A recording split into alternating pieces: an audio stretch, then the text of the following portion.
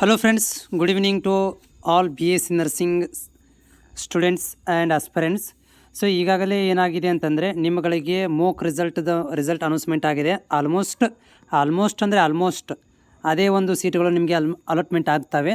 ಆಮೇಲೆ ಮತ್ತೆ ನಿಮಗೆ 1ನೇ ತಾರೀಕಿನ ರಾತ್ರಿ ಅಥವಾ 1ನೇ ತಾರೀಕಿನ ನಂತರ ನಿಮಗೇನಾಗುತ್ತೆ ಅಂದರೆ ಫೈನಲ್ ಸೀಟ್ ಅಲಾಟ್ಮೆಂಟ್ ಅನೌನ್ಸ್ಮೆಂಟ್ ಆಗುತ್ತೆ. ಸೊ ಆ ಒಂದು ಫೈನಲ್ ಏನು ಅನೌನ್ಸ್ಮೆಂಟ್ ಆಗುತ್ತೆ, ನೀವು ಏನು ಮಾಡಬೇಕಾಗತ್ತೆ ಅಂತಂದರೆ ಹೋಗಿ ಅಡ್ಮಿಷನನ್ನು ತೊಗೋಬೇಕಾಗತ್ತೆ. ಅಲ್ಲಿ ತನಕ ನಿಮಗೆ ಆರ್ಡ್ರ್ ಕಾಪಿ ಬರೋಂಗಿಲ್ಲ, ಕನ್ಫರ್ಮೇಷನ್ ಮಾಡಲಿಕ್ಕೆ ಯಾವುದೇ ಥರಂಥ ಲಿಂಕ್ ಬರೋಂಗಿಲ್ಲ. ಚಾಯ್ಸ್ 1, ಚಾಯ್ಸ್ 2, ಚಾಯ್ಸ್ 3, ಚಾಯ್ಸ್ 4ಗಳು ನಿಮ್ಗಳಿಗೆ ಆವಾಗಲೇ ಬರ್ತವೆ.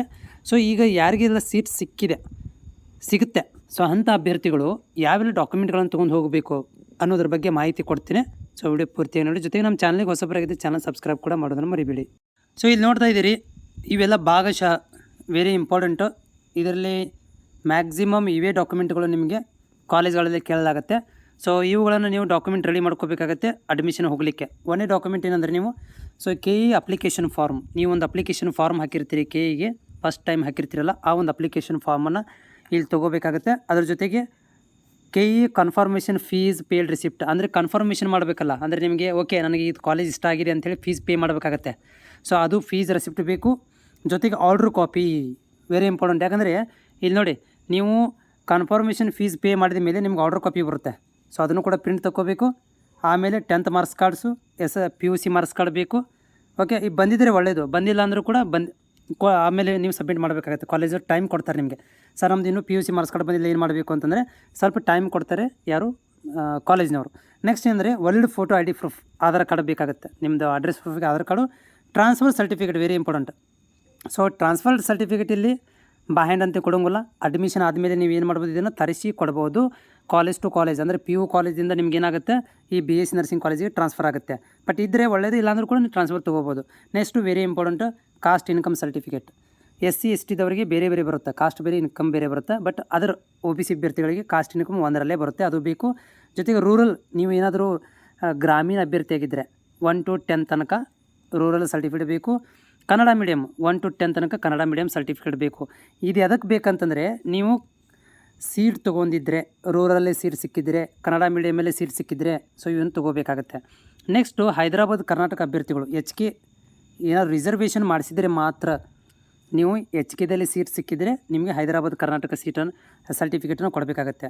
ನೆಕ್ಸ್ಟ್ ಇನ್ ಕೇಸ್ ಆಫ್ ನೀವು ಫಿಸಿಕಲಿ ಹ್ಯಾಂಡಿಕ್ಯಾಪ್ಟ್ ಆಗಿದ್ದರೆ, ಸೀಟ್ ಸಿಕ್ಕಿದರೆ, ಸೊ ನೀವು PH ಅನ್ನೋ ಸರ್ಟಿಫಿಕೇಟನ್ನು ಕೊಡಬೇಕಾಗತ್ತೆ. ಜೊತೆಗೆ ಒಂದು 4 ರಿಂದ 8 ಪಾಸ್ಪೋರ್ಟ್ ಸೈಜ್ ಕಲರ್ ಫೋಟೋಗಳನ್ನು ರೆಡಿ ಮಾಡ್ಕೊಳ್ರಿ. ಅದ್ರ ಜೊತೆಗೆ ರೆಸಿಡೆನ್ಷಿಯಲ್ ಸರ್ಟಿಫಿಕೇಟ್. ಸೊ ನೋಡಿ, ರೆಸಿಡೆನ್ಸ್ ಸರ್ಟಿಫಿಕೇಟ್ ಒಂದೊಂದು ಕಾಲೇಜಲ್ಲೇ ಒಂದೊಂದು ಥರ ಕೇಳ್ತಾರೆ. ಉದಾಹರಣೆಗೆ ಒಂದೊಂದು ಕಾಲೇಜಲ್ಲಿ ಏನು ಮಾಡ್ತಾರೆ ಅಂದರೆ, ನಿಮ್ಮ ರೇಷನ್ ಕಾರ್ಡನ್ನು ಕೇಳ್ತಾರೆ, ಅಥವಾ ನಿಮ್ಮ ಆಧಾರ್ ಕಾರ್ಡ್ ತೊಗೊಂಡ್ಬಿಡ್ತಾರೆ, ಅಥವಾ ಏನು ಮಾಡ್ತಾರೆ, ತಹಸೀಲ್ದಾರ್ ಆಫೀಸಿಂದ ರೆಸಿಡೆನ್ಷಿಯಲ್ ಸರ್ಟಿಫಿಕೇಟ್ ತೊಗೊಂಬನ್ನಿ ಅಂತ ಹೇಳ್ತಾರೆ, ಪ್ರವಾಸಿ ಪ್ರಮಾಣ ಪತ್ರ ಅಂತ ಕರಿತೀವಿ. ಅದನ್ನು ಕೂಡ ಇಲ್ಲಿ ಕೇಳ್ತಾರೆ. ಅದು ಕಾಲೇಜ್ ಮೇಲೆ ಡಿಪೆಂಡ್ ಇರುತ್ತೆ. ನೀವು ಕಾಲೇಜಲ್ಲಿ ಇದನ್ನು ಕನ್ಫರ್ಮೇಷನ್ ಮಾಡ್ಕೋಬೇಕು. ಅವ್ರು ಹೇಳ್ತಾರೆ ನಿಮಗೆ, ಹಾಗಂತೇಳಿ ರಿಜೆಕ್ಟ್ ಮಾಡೋದಿಲ್ಲ.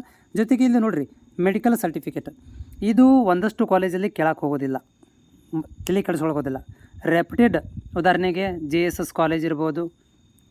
ಓಕೆ, ಎಲ್ಲ ಮೆಡಿಕಲ್ ಕಾಲೇಜುಗಳು ಗೌರ್ಮೆಂಟ್ ಇರುವಂಥ ಮೆಡಿಕಲ್ ಕಾಲೇಜುಗಳಲ್ಲಿ ಸೊ ಏನು ಮಾಡ್ತಾರೆ, ಸ್ವಲ್ಪ ಅಂದರೆ ಮೇಂಟೆನೆನ್ಸ್ ಮಾಡ್ತಾರೆ. ಈ ರೂಲ್ಸ್ ಇಲ್ಲ, ಮೆಡಿಕಲ್ ಸರ್ಟಿಫಿಕೇಟ್ ಕೊಡಲೇಬೇಕಂತೇನಿಲ್ಲ. ಆದರೂ ಕೂಡ ಏನು ಮಾಡ್ತಾರೆ, ಫಿಟ್ನೆಸ್ ಸಲುವಾಗಿ ಇದನ್ನು ಮೆಡಿಕಲ್ ಫಿಟ್ನೆಸ್ ಸರ್ಟಿಫಿಕೇಟ್ ಅಂತ ಕರಿತೀವಿ. ಇದು ಎಲ್ಲ ನೀವೇನಾಗುತ್ತೆ, ಕೌನ್ಸ್ಲಿಂಗ್ ಅಂದರೆ ಅಡ್ಮಿಷನ್ ಹೋಗೋಕ್ಕಿಂತ ಒಂದು 2 days ಮೊದಲು ತೆಗೆಸ್ಕೊಂಡ್ರೆ ನಡೀತದೆ. 1 ತಿಂಗಳು ಮೊದಲು ತೆಗೆಸ್ಬಾರ್ದು. ಇದರ ವ್ಯಾಲಿಡಿಟಿ 1 ತಿಂಗಳ ತನಕ ಇರೋದಿಲ್ಲ.